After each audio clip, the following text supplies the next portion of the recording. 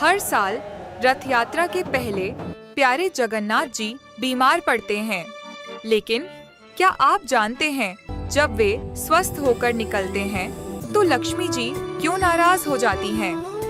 चलिए सुनते हैं एक बहुत प्यारी अनसुनी कथा। स्नान पूर्णिमा के दिन 108 कलशों से प्यारे जगन्नाथ, बलभद्र और सुभद्रा जी का पवित्र स्नान होता है। लेकिन स्नान के पश्चात भगवान को बुखार हो जाता है। उन्हें अल्सर गृह में ले जाया जाता है, जहां 15 दिन तक उनका खूब ध्यान रखा जाता है। 15 दिन बाद वे पूरी तरह स्वस्थ होकर मुस्कुराते हुए बाहर आते हैं। प्रिय लक्ष्मी, मैं बलभद्र और सुभद्रा के साथ गुंडीचा मंदिर जाना चाहता हूँ। वहाँ भक्तों से मिलूंगा और गुंडीचा माँ के पास कुछ पल बिताकर 2 दिन में लौट आऊंगा। आपकी तबीयत अभी अभी तो ठीक हुई है, फिर भी जाना जरूरी है। थोड़ा बाहर घूमने से अच्छा लगेगा। सब भक्त हमारा इंतजार कर रहे हैं। ठीक है, वादा कीजिए 2 दिन में लौट आएंगे। मेरा मन आपके बिना नहीं लगेगा। वादा करता हूँ मैं 2 दिन में वापस आ जाऊंगा। आखिरकार रथ यात्रा का पावन दिन आता है। पूरी नगरी उत्सव के माहौल में डूब जाती है।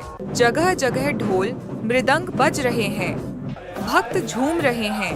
तीनों भगवानों के लिए भव्य रथ तैयार हैं। चलो माँ के घर, बड़ा मजा आएगा। हाँ, वहाँ खूब मस्ती करेंगे। भक्तों के भजन कीर्तन के बीच प्यारे जगन्नाथ अपने भाई बहन के साथ गुंडीचा मंदिर की ओर बढ़ते हैं।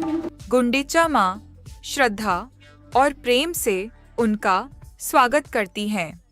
वो रसोई में बैठकर अपने हाथों से खीर, लड्डू और दिव्य व्यंजन बनाती है और स्नेहपूर्वक उन्हें स्वादिष्ट भोजन कराती है। तीनों भाई बहन बड़े आराम और मस्ती से माँ गुंडीचा के मंदिर में रहने लगते हैं। इस बीच देवी लक्ष्मी मंदिर में प्रतीक्षा करती रहती है। दिन बीतने लगता है, लेकिन जगन्नाथ जी वापस नहीं आते। सेवक, क्या मेरे प्रिय जगन्नाथ लौट आए? कोई समाचार आया क्या? क्षमा करें देवी, अभी तक कोई समाचार नहीं है। 2 दिन बीत जाते हैं, फिर 3, 4, 5वां दिन भी आ जाता है। लक्ष्मी जी का धैर्य टूटने लगता है। 2 दिन कहकर गए थे और अब 5 दिन हो गए, फिर भी नहीं लौटे। क्या उनके वचनों का कोई मूल्य नहीं है? मैं यहाँ उनकी प्रतीक्षा में बैठी हूँ। क्या मेरी कोई अहमियत नहीं है? अब बहुत हो गया, अब मुझे स्वयं ही जाना होगा। आज मैं उन्हें बताऊंगी कि वादा करके उसे न निभाने से क्या होता है। सेवकों, मेरी पालकी तुरंत सजाओ। सब मेरे साथ चलने की तैयारी करो, हमें अभी गुंडीचा मंदिर जाना है। देवी लक्ष्मी के आदेश से महल में हलचल मच जाती है। उनकी रेशमी पालकी सजाई जाती है। पुजारी और सेवक दल ढोल नगाड़ों के साथ लक्ष्मी जी के साथ चल पड़ते हैं।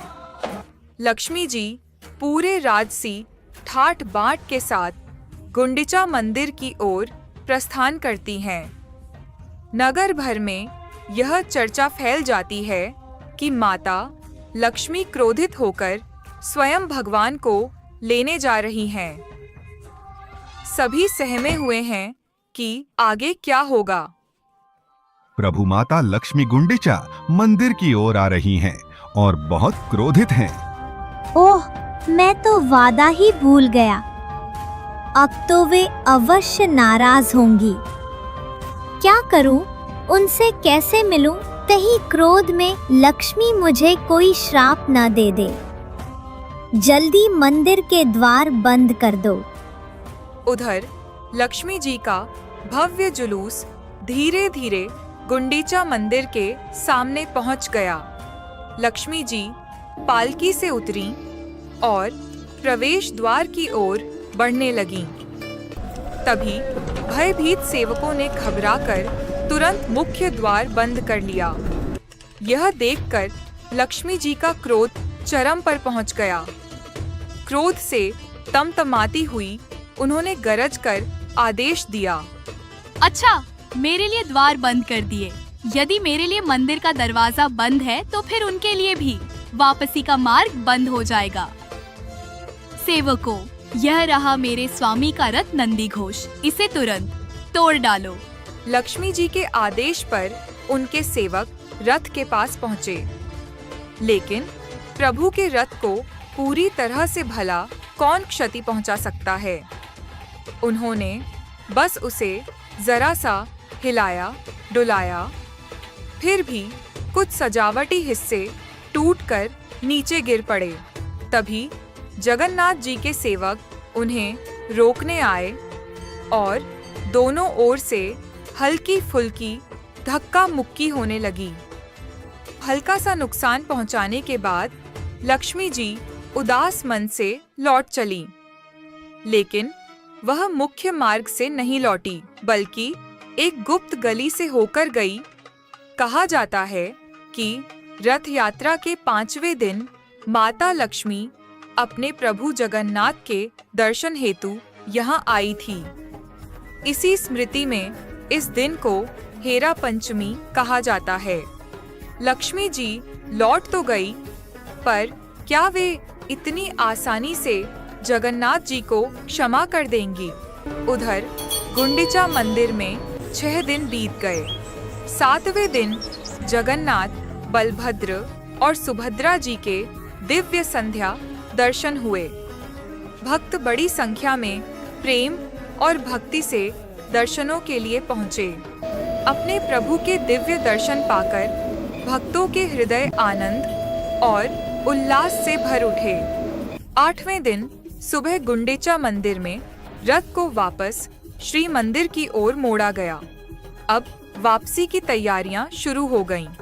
आ गया 9वां दिन, बहुरा यात्रा, यानी भगवान की वापसी की यात्रा।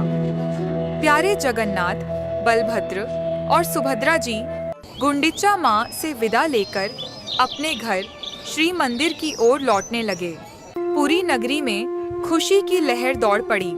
जब तीनों रथ श्री मंदिर लौट रहे थे, तो बीच रास्ते में एक विशेष पड़ाव आया, मौसी माँ का मंदिर। मौसी माँ ने उनके लिए बड़े प्रेम से पीठा तैयार किया था, जो उड़ीसा की प्रसिद्ध मिठाई है। हर वर्ष की तरह तीनों ने स्नेह पूर्वक मौसी माँ के हाथ का बना पीठा चखा। इसके बाद उन्होंने आदर पूर्वक मौसी माँ से विदा ली और रथ पुनः श्री मंदिर की ओर बढ़ चला। बहुधा यात्रा में एक और रोचक पड़ाव आता है। बलभद्र और सुभद्रा मैया के रथ को सीधे सिंहद्वार तक पहुंच जाते हैं, पर प्यारे जगन्नाथ जी का रथ कुछ देर के लिए गजपति महाराज के महल के सामने रुकता है। शुभ समाचार, आपके प्रिय स्वामी लौट रहे हैं। जगन्नाथ जी का रथ रास्ते में दिख चुका है। क्या मेरे प्यारे जगन्नाथ लौट रहे हैं? शुभ समाचार सुनते ही लक्ष्मी जी का क्रोध एक पल में पिघल जाता है। वह तुरंत श्री मंदिर से बाहर निकल आती हैं और सामने मंडप में आकर खड़ी हो जाती हैं, जहां से दूर सड़क पर अपने प्यारे जगन्नाथ जी के रथ को आते हुए देखती हैं। फिर लक्ष्मी जी रसोई घर के रास्ते पीछे की ओर से होती हुई भेंट मंडप पहुंचती हैं। 9 दिन बाद आखिर उन्हें अपने स्वामी के दर्शन होते हैं। इस शुभ मिलन को लक्ष्मी नारायण भेंट कहा जाता है। जगन्नाथ जी अपनी विशेष फूलों की माला लक्ष्मी जी को अर्पित करते हैं। देवी लक्ष्मी श्रद्धा से रथ की परिक्रमा कर दर्शन करती हैं। दर्शन के पश्चात वे प्रसन्न मन से श्री मंदिर लौट जाती हैं। उनका क्रोध भले ही शांत हो गया हो, पर क्या वे सचमुच जगन्नाथ जी को इतनी आसानी से माफ कर देंगी? वो तो आगे पता चलेगा। थोड़ी ही देर में नंदी घोष रथ भी श्री मंदिर के सिंहद्वार पर पहुंचता है। नीलाद्रि विजय के दिन तीनों देवताओं के श्री मंदिर में प्रवेश की भव्य तैयारी होती है। बलभद्र और सुभद्रा मैया तो सीधे मंदिर में प्रवेश कर जाते हैं। लेकिन प्यारे जगन्नाथ जी बाहर ही रुक जाते हैं, क्योंकि देवी लक्ष्मी के आदेश से उनके लिए मंदिर के द्वार बंद कर दिए जाते हैं। जगन्नाथ जी के सेवक द्वार के बाहर से देवी लक्ष्मी से क्षमा याचना करते हैं, लेकिन लक्ष्मी जी अभी भी मन ही मन थोड़ी नाराज हैं। उन्होंने इतने दिनों तक अकेले जो इंतजार किया उसका शिकवा तो बनता है। आखिरकार जगन्नाथ जी अपनी प्रिया लक्ष्मी को मनाने के लिए ढेर सारे रसगुल्ले और सुंदर फूलों की माला लेकर आते हैं। देवी लक्ष्मी अपने स्वामी की विनती स्वीकार कर लेती हैं। फिर दोनों हंसते हुए एक साथ मंदिर के भीतर प्रवेश करते हैं और इस तरह हर साल रथ यात्रा का यह मधुर मिलन हमें याद दिलाता है कि प्रेम में रूठना भी है और मनाना भी। यदि आपको ये दिव्य कथा पसंद आई हो तो इसे लाइक, शेयर और चैनल को सब्सक्राइब करना ना भूलें। जय जगन्नाथ।